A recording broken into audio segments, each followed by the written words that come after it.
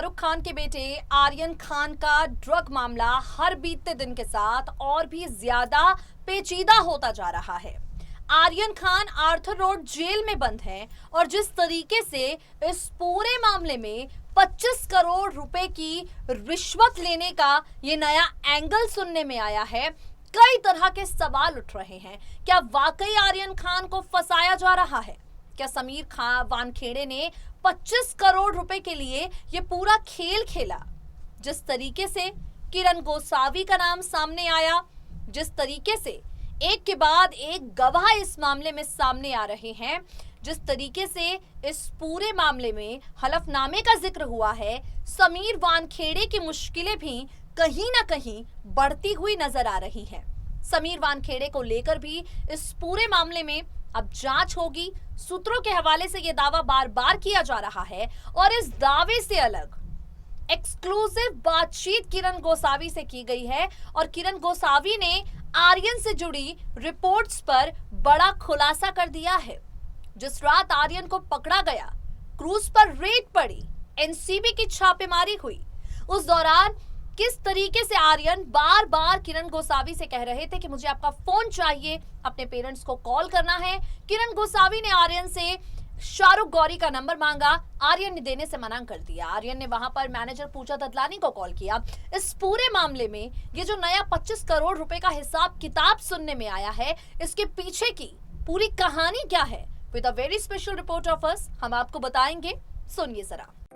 बॉलीवुड अभिनेता शाहरुख खान के बेटे आर्यन ड्रग मामले में फंसे हैं और आप सब जानते हैं ये मामला इन दिनों लगातार सुर्खियां बटोर रहा है। आर्यन खान ड्रग मामले को लेकर आए दिन एक नई अपडेट सुनने में आ रही है। इस मामले में जहां एक तरफ रिश्वत लेने और रिश्वत देने का एक नया एंगल बाहर निकल कर आ गया है, वहीं यहाँ पर हम आपको बताएंगे आर्यन खान को लेकर क्या कुछ कहना है, वकीलों क्या कितनी दलीलें इस मामले में सुनने में आ रही हैं और इस पूरे केस में जो एक नाम लगातार चर्चे बटोर रहा है किरण गोसावी का, एक्सक्लूसिव बातचीत में उन्होंने कौन सी नई रिपोर्ट पेश की है।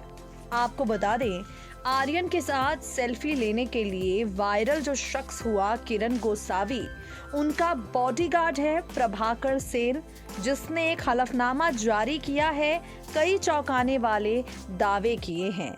प्रभाकर सेल नाम के इस शख्स ने दावा किया है कि किरण गोसावी ने आर्यन को छोड़ने के लिए 25 करोड़ रुपए की मांग की। प्रभाकर सेल के मुताबिक ये मांग गोसावी ने एनसीबी चीफ समीर वानखेड़े की तरफ से की। प्रभाकर सेल किरण गोसावी के बॉडीगार्ड रह चुके हैं। आर्यन खान के क्रूज ड्रग केस में एनसीबी के गवाह भी हैं। किरण गोसावी वही शख्स हैं जिसने आर्यन के साथ तस्वीर ली जो सोशल मीडिया पर वायरल हुई। किरण गोसावी ने प्रभाकर सेल के दावों पर चुप्पी तोड़ी है और कहा है कि मैं समीर वानखेड़े को जानता ही नहीं हूँ। किरण गोसावी से एक खास बातचीत की गई, उन्होंने क्या कुछ कहा, चलिए हम आपको पहले वो बताते हैं।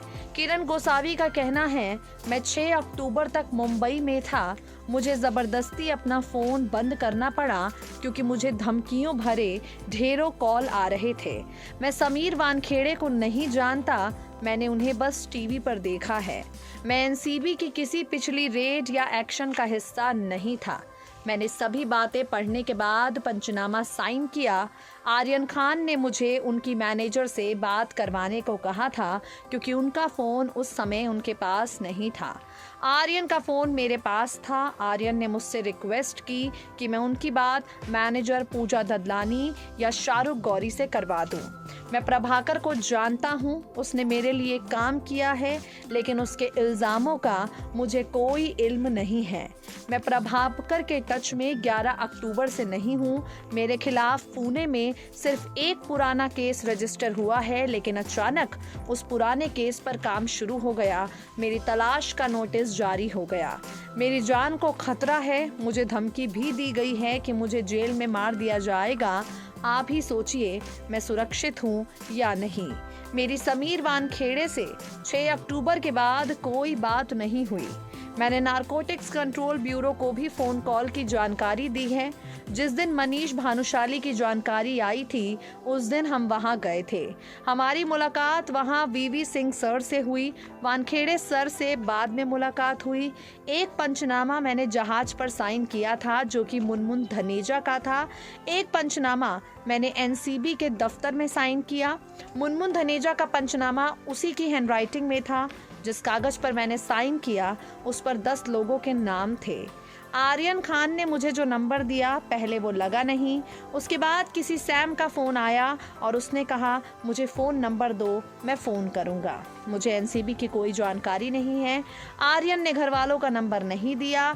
मैं और मैनेजर पूजा का नंबर दिया। मेरी बात पूजा से नहीं हुई क्योंकि उन्होंने फ़ोन नहीं उठाया। उसने इनडायरेक्टली मुझे कहा था कि मुझे पैसा दो वरना पंचनामे पर जो साइन किया है उसके बारे में कुछ बोल दूंगा। मैंने जिस आदमी को काम से भेजा था उसको कुछ मेडिकल इशू हो गए जिसके बाद वो खुद वापस आ गया। अगर कोई जांच होगी तो मैं इसका हिस्सा बनूंगा और सामने आऊंगा। जब तक ये खबर सामने आई थी कि मैंने पुलिस को कांटेक्ट करने की कोशिश की थी। आपको बता दें यहाँ पर किरण गोसावी पर कई तरह के आरोप लगाए गए पैसों के लेन देन को लेकर और किरण गोसावी ने इस मामले में अपनी ये सफाई पेश की। वहीं प्रभाकर सेल नाम का शख्स है जो लगातार किरण गोसावी और समीर वानखेड़े को इस मामले में घसीट रहा है। उसने ये दावा किया है क्रूज रेड के बाद हुए ड्रामे के समय मैं मौजूद था। उसने किरण गोसावी और सैम नाम के एक शख्स को एनसीबी के दफ्तर के पास मिलते देखा है। सैल ने दावा किया है कि गोसावी और सैम लोअर परेल गए थे जहां एक ब्लू कलर की गाड़ी खड़ी थी। शाहरुख खान की मैनेजर ब्लू कलर की गाड़ी में बैठी थी।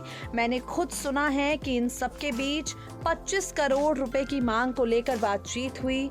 18 करोड़ में मामला सेटल करने को राजी हो गए थे। फिलहाल आपको बता दें प्रभाकर सेल के दावों के बाद एनसीबी ने इस बयान जारी करके इन इल्जामों को झुठला दिया है। इस मामले में फिलहाल समीर वानखेड़े भी फंसते हुए नजर आ रहे हैं। आपको बता दें आर्यन खान ड्रग मामला काफी ज्यादा सुर्खियां बटोर रहा है। इस मामले पर आज बॉम्बे हाई कोर्ट में सुनवाई होनी है।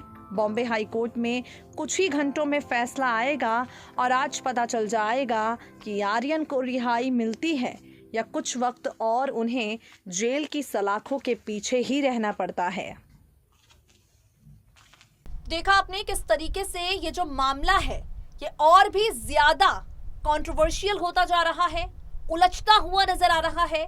इसे सुलझाने की कोशिशों में एनसीबी लगी है। मामले पर सुनवाई जो है वो बॉम्बे हाई कोर्ट 26 अक्टूबर को करने वाला है। आर्यन को जेल मिलेगी या बेल, कल ये फैसला आएगा। और कोर्ट के फैसले आने से पहले ही जहां एक तरफ आर्यन खान के वकीलों के पास भी दलीलें मौजूद हैं, वहीं एनसीबी ने इस मामले में अनन्या पांडे पर भी शिकंजा कसा है। अनन्या को भी एक बार फिर से बातचीत के लिए बुलाया है। तो एनसीबी के पास भी अपनी दलीलें हैं यहाँ पर इस जमानत पर रोड़ा लगाने के लिए। आज के लिए इस खास प्रोग्राम में इतना ही। फिर होगी आपसे मुलाकात। दे दीजिए मुझे इजाजत। नमस्कार।